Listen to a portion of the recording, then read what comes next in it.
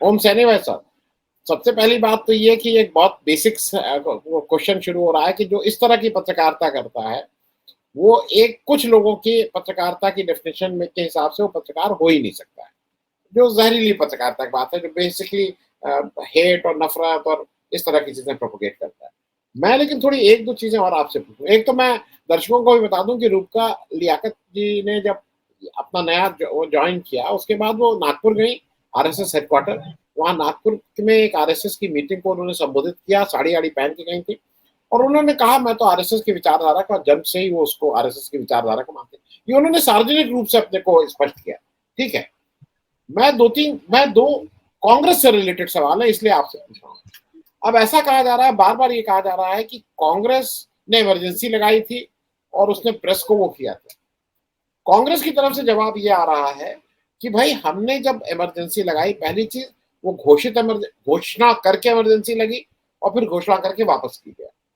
दूसरा, उनकी तरफ से ये भी कहा जा रहा है कि हमारे इमरजेंसी वाली बात को राहुल गांधी एक बार नहीं अनेक बार ये कह चुके हैं कि वो हमारी ये गलती थी और उस पर उन्होंने खेद भी कई बार व्यक्त कर चुके हैं सार्वजनिक रूप से।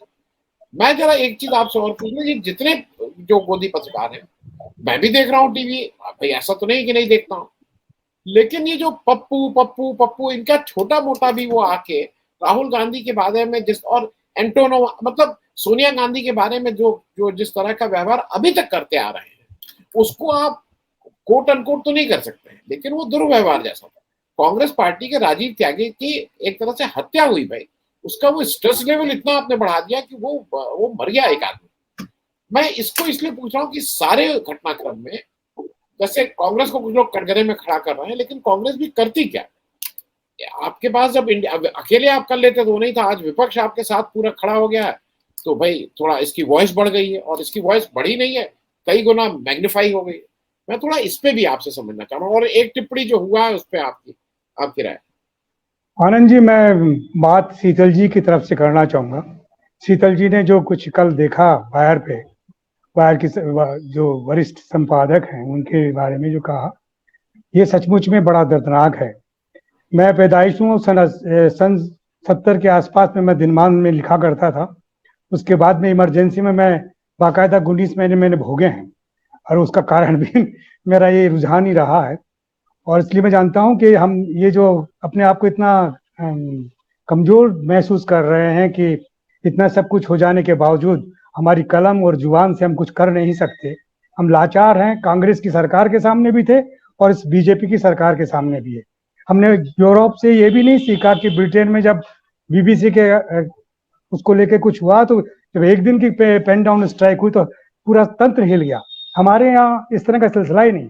मैं राजस्थान के वर्किंग जर्नलिस्ट यूनियन का जनरल सेक्रेटरी रहा हूँ 1982, 85 के पास आसपास में, जब विक्रम वगैरह हुआ करते थे तो हम लोगों ने अपने युद्ध, अपनी लड़ाइयाँ लड़ी हैं खुद। और हमारे पास में हमारा जो एडिटोरियल इंस्टीट्यूशन था, हमारे जो संपादक था, वो एक तरीके से एक आइडियल आदमी हुआ करता था उस जमाने में। अज्ञे जी या राजेंद्र माथुर या अभय छजला या दूसरे बहुत सारे नाम है जिनको मैं भूल रहा हूँ। राजस्थान के किसी संपादक का नाम मैं नहीं लूंगा, उनमें ऐसा कोई भी नहीं था जिसको कि याद किया जाए। और उनके रहते हुए जिस तरीके से कानून बने हुए थे तो उनसे लोगों को बचाया जा सकता था, उनकी नौकरियों को बचाया जा सकता था, उनको काम करवाया जा सकता था, उनको संगठित होकर के आगे बढ़ाया जा सकता था। अब वो नहीं रहा। ये अनुबंध का जो सिलसिला चला है इसने हमको बिल्कुल करप्ट कर दिया कि जो ज्यादा पैसा दे रहा है उसके पास में कर रहे हैं, और जो और हमारे साथी के साथ में अगर कुछ अत्याचार हो रहा है उसके बारे में कभी नहीं सोचेंगे। तो ये एक साथ टूट पड़ा ये सारा सिलसिला, तो तब जाके हम लोग सोचने लगे हैं, वरना ये हकीकत तो बहुत पुरानी है। कांग्रेस के वक्त में स्टार्ट हुई थी और ये एक्सट्रीम पे है इस वक्त, ऐसा तो कभी हुआ ही नहीं। इमरजेंसी में कम से कम बंद करने के बावजूद रिट याचिका तो लग रही थी कि हमें हमारे साथ में क्या हो रहा है कैसे बताओ तो सही। वहां पर खाना तो ठीक से खिला रहे थे वो तो, लेकिन अब तो जो ऐप अघोषित आपातकाल है ये बड़ा खतरनाक है, जिसका पता भी नहीं लग रहा है, पता भी लग रहा है, जिसमें हम कुछ कर भी नहीं सकते और हम कुछ कर भी सकते हैं। तो मैं ये महसूस करता हूं कि जो कुछ इनके बारे में कहा जा रहा है, इन पत्रकारों के बारे में, तो बेसिकली फलसफाविहीन पत्रकार है। न इनका कोई मार्क्सिज्म से ताल्लुक है, न गांधीज्म से ताल्लुक है, न इनका कोई समाजवाद से ताल्लुक है, न किसी से इनका। आचार्य नरेंद्र देव को भी मैं नहीं मानते।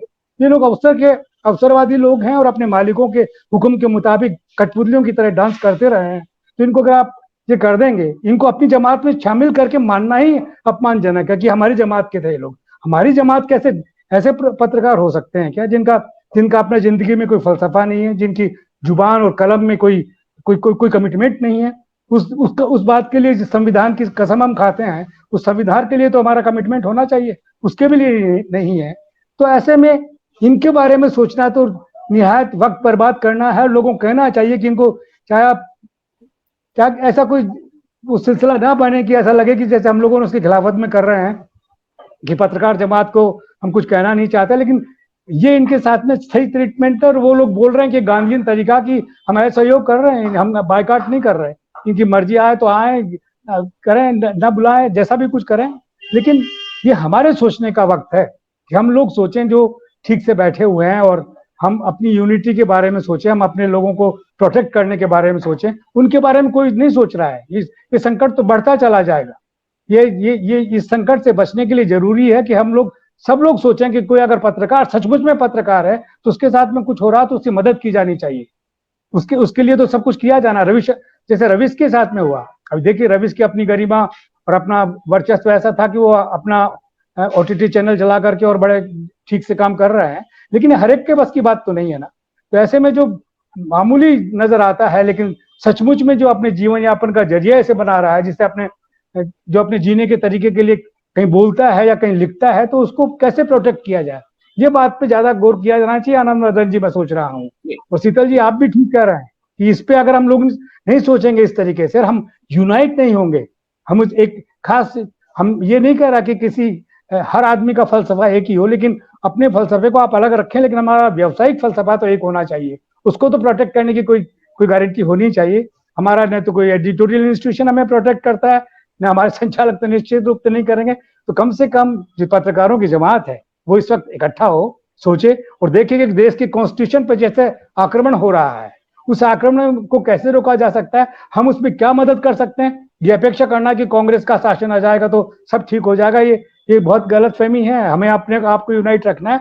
हम अपने किस्म से अगर चीजें हासिल करने की हैसियत में रहेंगे तो निश्चित रूप से हासिल कर सकेंगे, वरना तो यही होगा कि हम चर्चा कर लेंगे कि आज ये हुआ है, कल वो हुआ है, उसने ये कहा है, उसने वो कहा है, लेकिन इस मुद्दे को समझे बगैर कि हम जो कह रहे हैं वो नाप तोल के कह रहे हैं, तथ्यों के आधार पे कह रहे हैं, और हमें बोलने का और लिखने का अधिकार होना चाहिए। उस अधिकार को प्रोटेक्ट करने वाली हमारी जमात होनी चाहिए।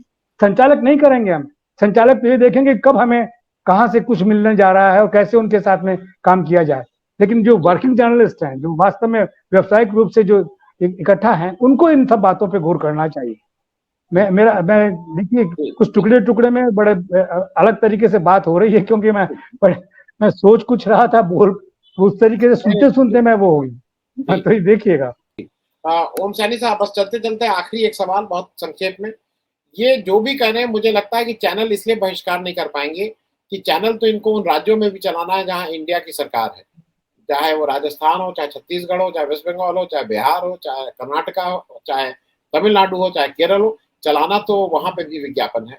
तो शायद इनकी ये हिम्मत नहीं होगी कि इनको बहिष्कार कर पाए। बहुत एक संक्षेप में इस पे टिप्पणी। देखिए, सत्ता का और राजस्व का जो संबंध बना है उसको देखते हुए तो बड़ा स्पष्ट रूप से कहा जा सकता है कि ये तो होगा नहीं, ये तो निश्चित रूप से वैसे के वैसे ही रहेंगे। लेकिन हमारी अपनी लोकप्रियता के साथ में जो कुछ हम लोग ओटीटी चैनल्स पे बोल रहे हैं, डिजिटल चैनल्स पे बोल रहे हैं, वो ज्यादा महत्वपूर्ण बन रहा है। और दिन पर दिन जो बढ़ रहा है इसका उपयोग, बस जरूरी ये है कि हर बार ये कहा जाना चाहिए कि सब्सक्राइब जरूर करें, इसमें कोई शर्म नहीं करनी चाहिए, तब काम चलेगा, उससे पहले नहीं। और आने वाले वक्त में फिर सारी चीजें अपने आप हो जाएंगी। जी।